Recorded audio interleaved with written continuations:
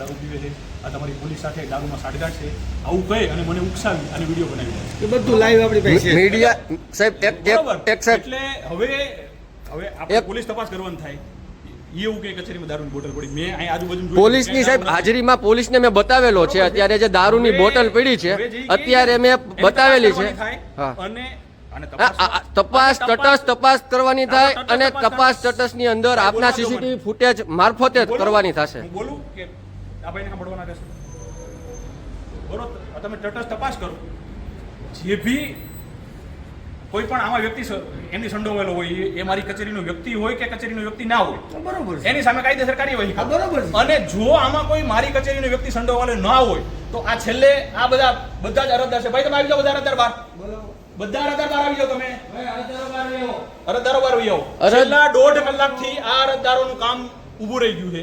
એટલે જો મારી કચેરીનો કોઈ બી કર્મચારી આમાં સામેલ નહીં હોય તો આ બંને વ્યક્તિઓ સામે ફરજમાં રૂકાવટનો ગુનો દાખલ કરવાનો. સાહેબ અહીંયા તમે તુકરા ઉકરા કરે કેવો છો ને ફલાણો ઢીકણો કરવામાં તો બધું થાય. લીગલી ફરિયાદ બધી થાય જ. આમાં જેટલા અરજદારો છે અહીંયા ઊભા છે 1.5 કલાકથી બેઠા છે એ હું જાણી રહ્યો છું. અડધી કલાકથી આ સાહેબ આવ્યા છે. આ બધા સાહેબો 1.5 કલાકથી જમવા ગયા હતા, કોક પાપા પગલી કરવા ગયા હતા, કોક અધિકારીઓ બહાર ગયા હતા. તે દરમિયાન આ જેટલા અહીંયા અરજદાર ઊભા છે ભાઈ, કેટલી કલાકથી તમે બેઠા છો અને કેટલી કલાકથી તમને આ લોકો દ્વારા કઈ સૂચનાઓ આપવામાં આવી? કઈ નહીં. અત્યારે બધા ઓફિસરો હતા જ અંદર, બધા ઓફિસરો અંદર જ હાજર જ હતા. છતાં અરજદારોને હેરાન કરવામાં આવે છે. અરજદારોને હેરાન કરી અને જે આરટીઓના એજન્ટ છે એના કામ તરત કરવામાં આવે છે.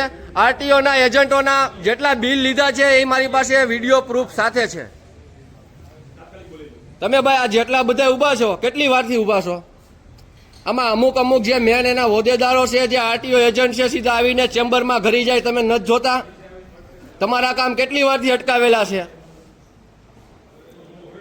ખોટા આક્ષેપો કરી અને બીજાને બદનામ કરવાના ધંધા આરટીઓની અંદર ગોરખ ધંધાઓ ચાલે છે.